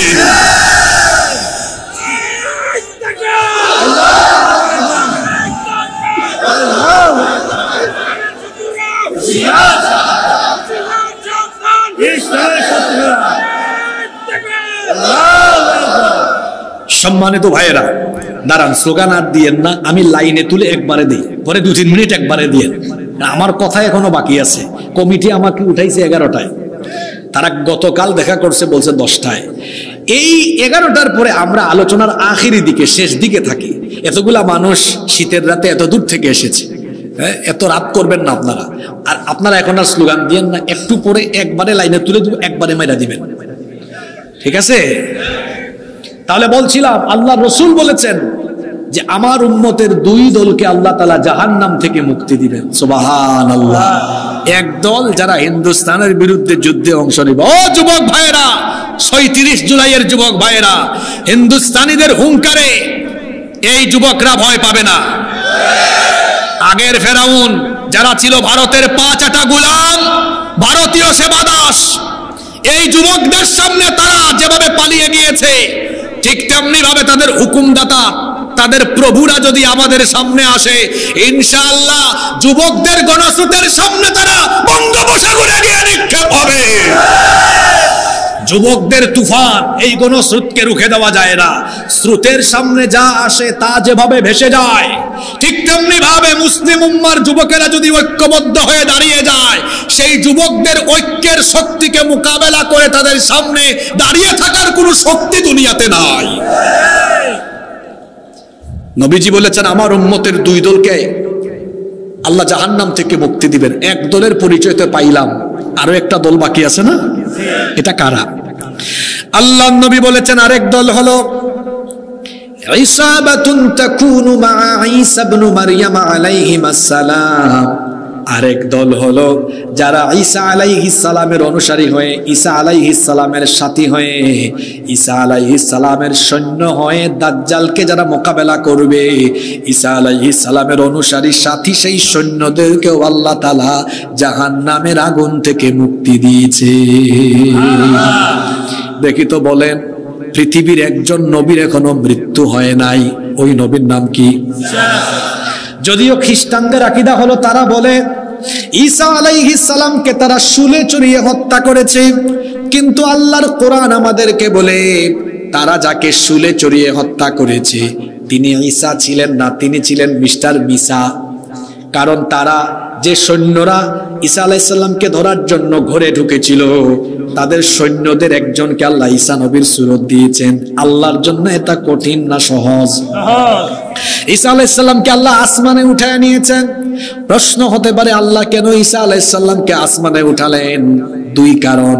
1 নাম্বার কারণ আল্লাহ তার নবীর হেফাজত করেছেন, আর 2 নাম্বার কারণ হলো তিনি দোয়া করেছিলেন আল্লাহ আমার পরেই তো দুনিয়ায় আখেরি নবী চলে আসবেন, এই নবীর উম্মতের মর্যাদা অনেক বেশি, সুতরাং অবশ্যই তুমি আমাকে এই নবীর উম্মত বানাও। আল্লাহ বললেন ঠিক আছে ঈসা, আমি তোমার ফরিয়াদ কবুল করলাম, তোমাকে মৃত্যু না দিয়ে আমি আল্লাহ তাআলা তোমাকে ওই নবীর উম্মত হিসাবে দুনিয়ায় আবার পাঠিয়ে দিব। তিনি কি আসবেন না? আসবেন। ওই যে সিরিয়াও বিজয় হয়ে গেছে, ইমাম মাহদি আসার আলামত কিন্তু প্রকাশ পাচ্ছে। এই সিরিয়া হবে, এই যে বর্তমান সিরিয়া, তারপর আপনার ফিলিস্তিন, তারপরে লেবানন, জর্ডান, কয়টা দেশের নাম বলেছি আমি? 4টা। সিরিয়া, ফিলিস্তিন, লেবানন, জর্ডান, এই 4টা দেশ মিলে রসুলের যুগে এক দেশ ছিল, যে দেশের নাম ছিল শাম। যে দেশের নাম ছিল, হাদিসের কিতাব খুলে দেখেন আলেমরা বসে আছেন এখানে, আল্লাহ রাসূল এই শামের জন্য দোয়া করেছেন, আল্লাহুম্মা বারিক লানা ফি শামিনা ওয়া ফি ইয়ামানিনা, হে আল্লাহ আপনি আমাদের শামে ইয়ামেনে বরকত দেন। সুবহানাল্লাহ। এই সিরিয়াকে কোরআনে বলা হয়েছে আরদুল মুকাদ্দাসা, মানে শামের অঞ্চলকে বলা হয়েছে পবিত্র ভূমি। আল্লাহ রাসূল হাদিসে বলেছেন এটি হবে আরদুল মাহশারি ওয়াল মানশার, এটি হবে কিয়ামতের ময়দান। আল্লাহ রাসূল আরো বলেছেন এটি হবে শেষ জামানায় কিয়ামতের আগে পৃথিবীর ক্ষমতার কেন্দ্রবিন্দু। সুবহানাল্লাহ পড়তে ইচ্ছে করে না? বর্তমানে হোয়াইট হাউস থেকে মার্কিনীরা মোরলগিরি করে, এরা আর বেশি দিন না, আর কয়েক বছর পরে এদের রাজত্ব, কয়েক বছর না, এই দেখবেন খুব শীঘ্রই আমেরিকার পতন হবে। বলবেন হুজুর এটাকে আবেগিক কথা না, হাসিবুর রহমান চাপাবাজির কোনো কথা বলেন, আলেমদেরকে সাক্ষী রেখে বলছি। ওনাদেরকে জিজ্ঞেস করেন কিয়ামতের আগে পৃথিবীতে বড় বড় 3টা ভূমিকম্প হবে। কয়টা ভূমিকম্প হবে? আমি ভুল বললে হুজুররা আমাকে শুধরে দিবেন। কয়টা ভূমিকম্প? সালাসাতু খুসুফুন ফিল আরদ, 3টা ভূমিকম্প হবে। কোন কোন জায়গায় হবে নবীজি বলে দিয়েছেন এটা। খাসফুন বিল মাশরিক, একটা পৃথিবীর পূর্ব দিকের দেশগুলোতে হবে। ও খাসফুন বিল মাগরিব, আরেকটা পৃথিবীর পশ্চিম দিকের দেশগুলোতে হবে। আর 3 নম্বর আরেকটা হবে ও খাসফুন বিজাজিরাতুল আরব, জাজিরাতুল আরবে আরেকটা হবে। হবেই তো, দেখেন না? হ্যাঁ, সালমানের পুলা মুহাম্মদ যা শুরু করেছে, এদের পতন সামনে আছে। তো এই যে 3 জায়গার ভূমিকম্প, পূর্ব, পশ্চিম আর জাজিরাতুল আরব। এখন আপনারা ওয়ার্ল্ড ম্যাপ, বিশ্ব মানচিত্র তো আপনাদের জানা আছে, পশ্চিমে কোন দেশ? পশ্চিমে কোন দেশ? আমেরিকা। আর তার কিছু দূষর আরো আছে না, যারা এখন পৃথিবীতে বড়াই করে। আল্লাহ রসুলের হাদিস অনুযায়ী এটা যদি জেন জি দেখে, দেখবে, না দেখলে আলফা জেনারেশন, না দেখলে 15 জেনারেশন, ইউটিউবে এই কথা থাকবে। তারা যেন রসুলের হাদিসের সত্যতা মিলিয়ে নেয়। খুব শীঘ্রই আমেরিকা অর্থাৎ পশ্চিমের দিকে থাকা এই দেশ মাটির তলায় দাবিয়ে দেওয়া হবে। ঠিক না? বলেন আল্লাহু আকবার। কুরআন আর এই কি বলে রসুলের হাদিস ঠিক বেঠিক করার আপনি কে? মাহফিলগুলোকে আপনারা রাগ করবেন না আমার কথায়। এই যে আমি দীর্ঘ 1 ঘন্টার উপরে বক্তব্য রাখছি, আমি কি একবারও বলেছি ঠিক কিনা? ওই আবার বলে, আমি কি বলেছি একবার ওই কথা বলেছি?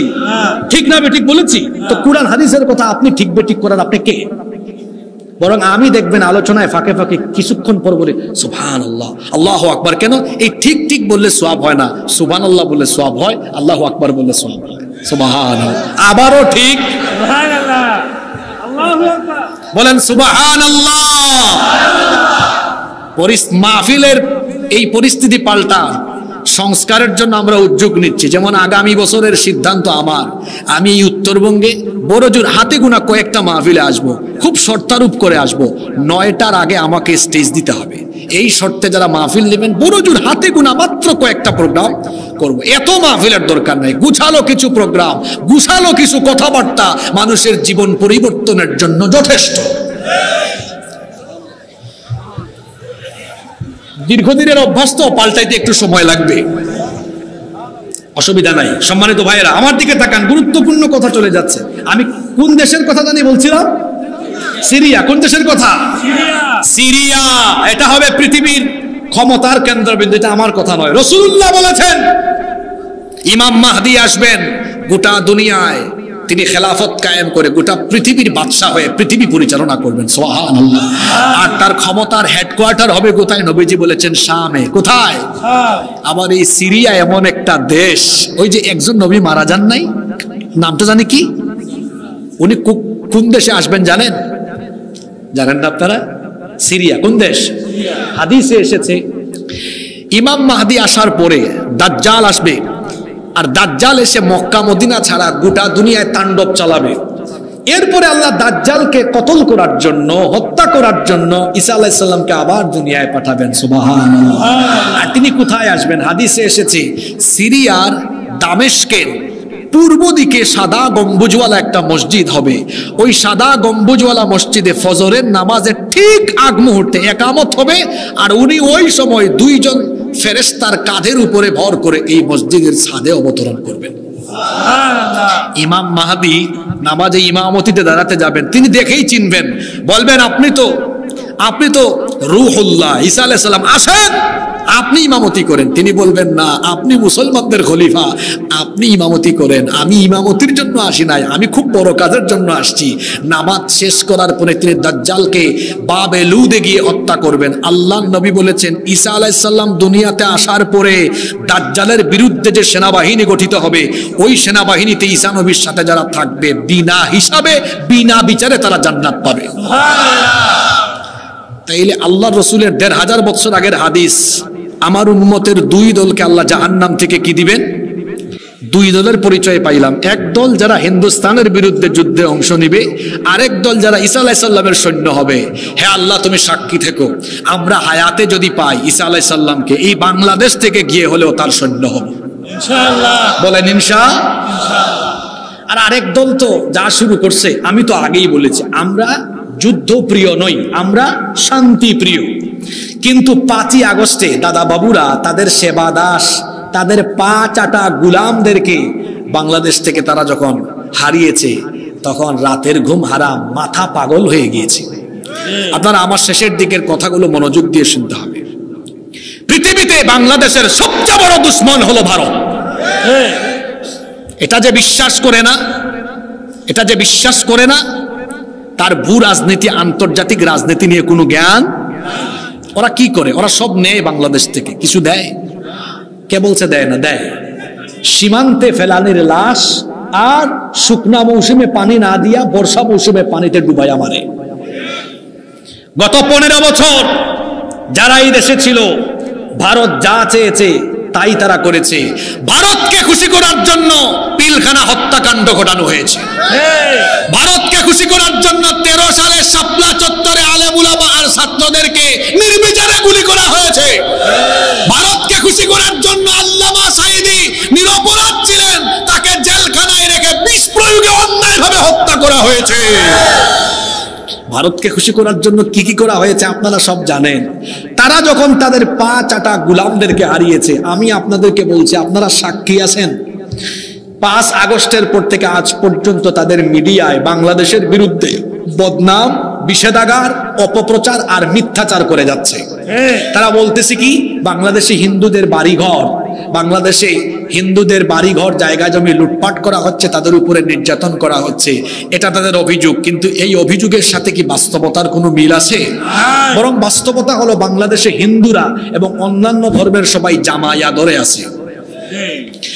যখন ইসকনের উগ্রবাদীরা সনাতনী হিন্দু ভাই বোনদেরকে নিয়ে আন্দোলন, ওই যে আমি বলি সুখে থাকতে ভূতে কিলায়, সুখে থাকতে, এই চিন্ময় কুমার যাকে রাষ্ট্রদ্রোহ মামলায় এখন বর্তমানে জেলে রাখা হয়েছে, এরা সবাই মিলে ভারতীয় এজেন্ডা বাস্তবায়নে যখন হিন্দু মুসলমানের মধ্যে দাঙ্গা লাগিয়ে বাংলাদেশকে অস্থিতিশীল করে গৃহযুদ্ধ লাগিয়ে দেওয়ার অপচেষ্টা করেছে। আলহামদুলিল্লাহ, বাংলাদেশের হিন্দু, মুসলিম, বৌদ্ধ, খ্রিস্টান সব ধর্মের মানুষ ঐক্যবদ্ধ হয়ে তাদের সেই অপচেষ্টাকে রুখে দিয়েছে। যখন রুখে দিল, তখন তারা কি করছে আপনারা জানেন। তাদের মিডিয়ায় এখন কি হুমকি ধামকি দেওয়া হয় দেখবেন। এই যে রিপাবলিক বাংলা একটা টেলিভিশন চ্যানেল আছে, ময়ূখ রঞ্জন, ওই ব্যাঙ যেরকম লাফায় ও শুধু লাফায়। তারপর বাংলাদেশের মানচিত্র ডিসপ্লেতে বড় করে আনার পরে বলে, এই যে বাংলাদেশের চিকেন স্ন্যাক আছে, এই যে ফেনে দিয়ে ঢুকে 5 মিনিটে আমরা আলাদা করে দিব। এই যে সিলেট, এটাকে আমরা আলাদা করে দিব। এই যে রংপুর, মানে এই রংপুরের অন্তর্ভুক্ত আপনারা সহ যারা আছেন, নীলফামারী, কুড়িগ্রাম, লালমনিরহাট, এই পঞ্চগড়, তারপরে ঠাকুরগাঁও, এগুলাকে আমরা কি করে দিব? আলাদা করে দিব। এই ময়ূখ রঞ্জন, এটা তোর বাপ দাদার দেশ নাকি রে? তোর বাপ দাদার জায়গা জমি নাকি দখল করে নিবে? আমার 56,000 বর্গ মাইলের বাংলাদেশের মানচিত্রের দিকে কেউ যদি চক্ষু দেয়, তাহলে সেই চক্ষুকে বাংলাদেশের মানুষ উপড়ে ফেলবে। আমার বাড়ি তো দাঁড়ান,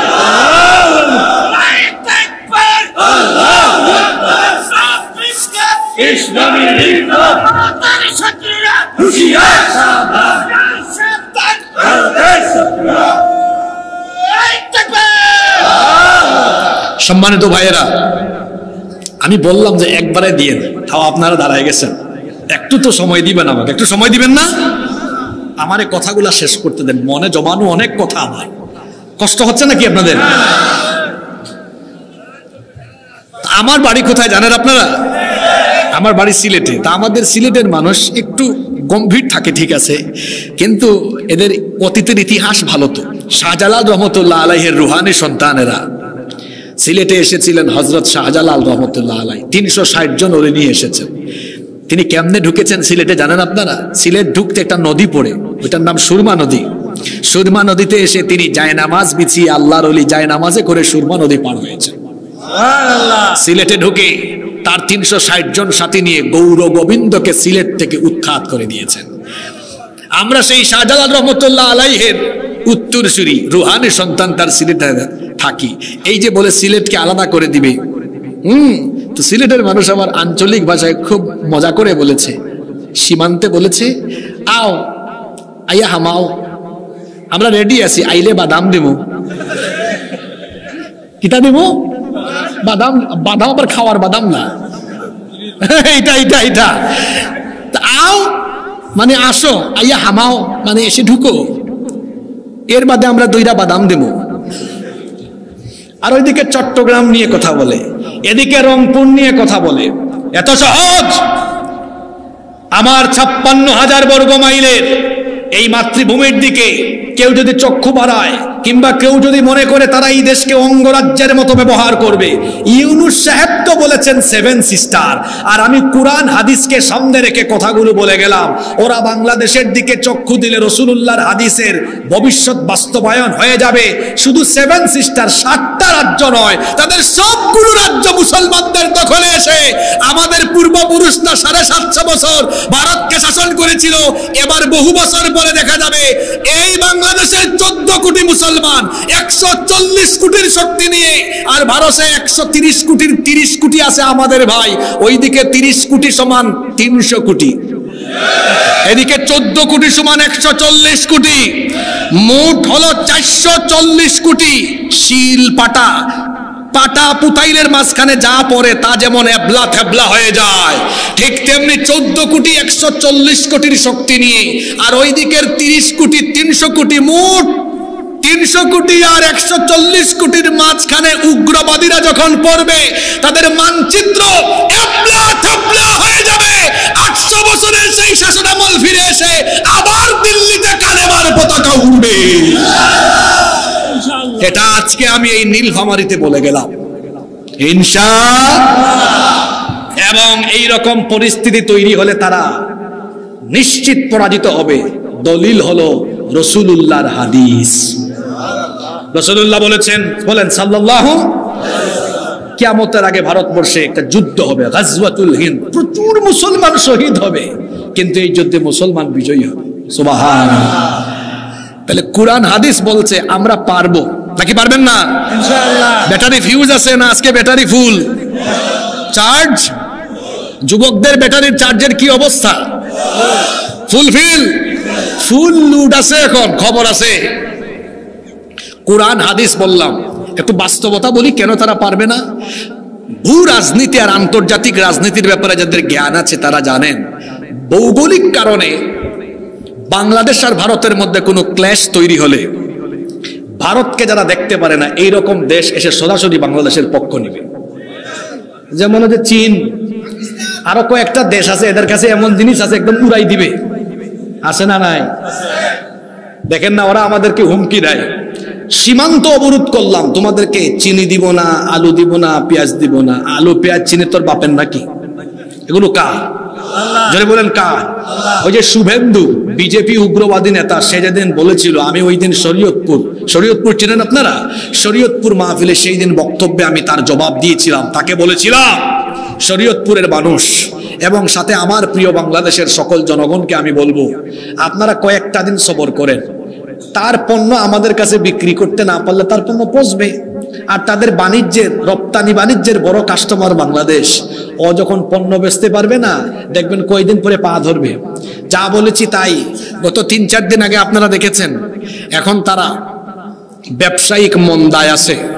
3-4 দিন আগে আমি দেখলাম কলকাতার এক টিভি চ্যানেল এক সাংবাদিক ব্যবসায়ীকে বলছে, কি অবস্থা আপনাদের ব্যবসায়িক হালত কি? তো সেই ব্যক্তি জবাব দিচ্ছে, খুব খারাপ অবস্থা, আধা পেট খেয়ে আছি গো। আমি এটা শুনে বললাম, তুই আরেকটু সবর কর, না খাইয়া মরে যাবেন গো। এমনিতেই নাই তোদের টয়লেট। বিবিসি বলছে ওই দেশের 60 কোটি মানুষ, তাদের স্বাস্থ্যসম্মত পায়খানার ব্যবস্থা নাই, ওরা খোলা মাঠে পায়খানা করে। আমি একটানা 3 বছর, 18 সালের আগ পর্যন্ত 3 বছর একটানা ভারতে গিয়েছি, 8-9টা স্টেট সফর করেছি। তো 18 সালে আমাকে কলকাতা এয়ারপোর্টে ওই যে হুজুর দেখছে তো, খুব হ্যারেস করলো, আটকায় রাখলো কয়েক ঘন্টা। এরপর থেকে আমি ভারতে আর যাই না। তো আমি সেখানে নিজেই চাক্ষুষ দেখে এসেছি। আমি একবার ওই যে ভারতের পশ্চিমবঙ্গের 24 পরগনা আছে না, ওখানে মাহফিলে গিয়েছি। তো কলকাতা এয়ারপোর্ট থেকে আমাকে নিয়ে গেছে। মাহফিলে নিয়ে যাওয়ার পরে তারপরে মাহফিল মসজিদের কাছে ছিল, আমি তো ইস্তেঞ্জা সারলাম, ওযু টযু সারলাম। এখন আমার তো ফ্লাইট পরের দিন সকালে ঢাকায়, কলকাতা থেকে ঢাকায়। তো আমি এক বাড়িতে তারা আমাকে নিয়ে গেল, ওখানে রাতে আমি থাকবো। তো রাতে আমি ঘুমায় গেলাম। ফজরের সময় আমি যখন ঘুম থেকে উঠলাম নামাজে যাব, তো ওই ছেলে আবার কলকাতা ইউনিভার্সিটিতে পড়ে, যার বাড়িতে আছে, ও আমাকে রিসিভ করে নিয়ে গেছে। তাকে বললাম, ভাই তোমাদের ওয়াশরুম কোথায়, কোন দিকে, অ্যাটাচ তো কোনো বাদ দেখে না। তো বলতেছে, হুজুর আসেন বের হন। তো বের করে আমারে বাইরে নিয়ে গেছে। তো আমি ভাবলাম বাংলাদেশেও তো আমাদের গ্রামে গঞ্জে এমন বহু এলাকা আছে যে ওয়াশরুম বাইরে থাকে, আমি ভাবছি সম্ভবত এরকম। ও আমারে নিয়ে খালি হাঁটে, খালি সামনের দিকে আগায়। তা আমি ভাবলাম কি আজীব অবস্থা। আমি বললাম, ভাইরা আর কদ্দুর, আরেকটু সামনে। ও খালি হাঁটায়। আমি বললাম, আর কদ্দুর, আরেকটু সামনে। তো নিতে নিতে আমারে বলে, হুজুর আমি দাঁড়ায় আছি, আপনি একটু সামনে যান, গেলে আপনি এখানে ব্যবস্থা পাবেন। তা আমি ভাবছি সম্ভবত সে শরমে আমার সাথে যেতে চাচ্ছে না, সত্যিও তো সামনে কিছু আছে। আমি হেঁটে দেখি কিচ্ছু পাই না। তো দেখলাম ওখানে কিছু মানুষ হাঁটাহাঁটি করতেছে। আমি ফিরে এসে বললাম, ভাই কই পাঠাইছো? কিছুই নাই এখানে, কিছু মানুষ দেখলাম হাঁটাহাঁটিতে। কই হুজুর, যাদেরকে হাঁটাহাঁটিতে দেখছেন এরা আপনার মতো ওই কামে গেছে। তো বললাম, ওই কামে গেলে জায়গা কোথায়? কয় দেখেন নাই কত বিরাট আয়তনের জায়গা। আমি বললাম, ইন্না লিল্লাহি ওয়া ইন্না ইলাইহি রাজিউন। বললাম, ভাই মসজিদ কোথায়? কয় যেখানে মাহফিল করছে। আমি বললাম, চলো 15 মিনিট লাগুক আর 20 মিনিট লাগুক, ওখানে যাব। সেখানে গিয়ে ইস্তিনজা করে ওযু করে নামাজ পড়ে তারপর আমি এয়ারপোর্ট গিয়েছি। নিজের চোখে দেখেছি স্বাস্থ্যসম্মত পায়খানা এদের। এমনি তোমাদের 60 কোটি মানুষের পায়খানা নাই, টয়লেট নাই। এর মধ্যে যদি বাংলাদেশে তোমাদের পণ্য না ঢুকে, ব্যবসা যদি ভালো করে করতে না পারো, অভাবে অনটনে দুর্ভিক্ষে তোমাদের মতো উগ্রবাদীরা মরে যাবা। আমার দেশের মানচিত্রের দিকে হাত বাড়ায়ও না, শেষ হয়ে যাবা তোমরা। শুধু তাই নয়, ওরা আমাদের দেশে থেকে কিছু লোক যারা চিকিৎসায় গিয়েছে, ভারতীয় পতাকাকে প্রণাম না করলে বলে চিকিৎসা দিবে না, জানেন না আপনারা? এখন কি অবস্থা, বাংলাদেশিরা যায় না, তাদের পর্যটন খাতে, তাদের চিকিৎসা খাতে ধস। এখন তারা ডিসকাউন্ট ঘোষণা করেছে বাংলাদেশিদের জন্য 40%, 50% ছাড়। শুধু তাই নয়, বাংলাদেশিদের জন্য আলাদা হেল্পলাইন। আমি বলছিলাম গত কয়েকদিন ধরে, বাংলাদেশ থেকে কেউ আর যাইয়েন না।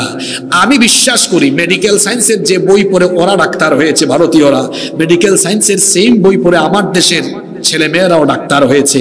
আমার দেশের ছেলেমেয়েরা যদি আন্তরিকতা বাড়ায়, দেশপ্রেম আর ইমানি চেতনা নিয়ে চিকিৎসা ব্যবস্থায় এগিয়ে আসে, ভারতের চাইতে বাংলাদেশের চিকিৎসা ব্যবস্থা আরো উন্নত হবে ইনশাআল্লাহ।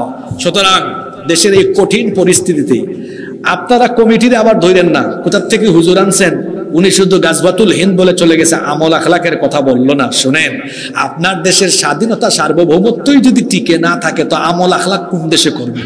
যখন দেশের স্বাধীনতা সার্বভৌমত্ব, ইসলাম আর মুসলমানদের অবস্থা চরম অবস্থায় পৌঁছে যায়, তখন দেশ বাঁচানো, ইমান বাঁচানো, ইসলাম বাঁচানোর জন্য সেই ক্ষেত্রে সচেতন হয়ে সবাইকে ঐক্যবদ্ধভাবে তা মোকাবেলা করা ফরজে আইন। আমি সেটাই আপনাদেরকে বলে গেলাম। এই দুইটা আয়াত কি বার্তা দিল?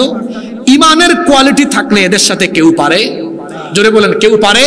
তাহলে আমরা যদি ইমানের কোয়ালিটি নিয়ে বাংলাদেশে থাকি, এই 56,000 বর্গ মাইল বাংলাদেশকে কেউ মোকাবেলা করতে পারবে না। কিসের কোয়ালিটি? এখন ইমানের কোয়ালিটি বাড়াতে হয় কি দিয়ে? জোরে বলেন, ইমানের কোয়ালিটি বাড়াতে হয় কি দিয়ে? প্রতিদিন 5 আয়াত করে কোরআন অর্থ সহ পড়বেন, 4 বছর লাগবে শেষ করতে। অথবা 10 আয়াত করে পড়বেন, 2 বছর লাগবে। অথবা 20 আয়াত করে পড়বেন, 1 বছর লাগবে ইনশাআল্লাহ। এভাবে কোরআন পড়ে, কোরআন বুঝে, কোরআনের সাথে থেকে নিজেদের ইমানকে সমৃদ্ধ করার তৌফিক আল্লাহ আমাদেরকে দান করেন। মাহফিল কমিটির সম্মানিত সভাপতি সাহেবের কথা থাকলে আমরা শুনবো, না থাকলে আপনাদের অনুমতি পেলে সবাইকে নিয়ে মোনাজাত করব।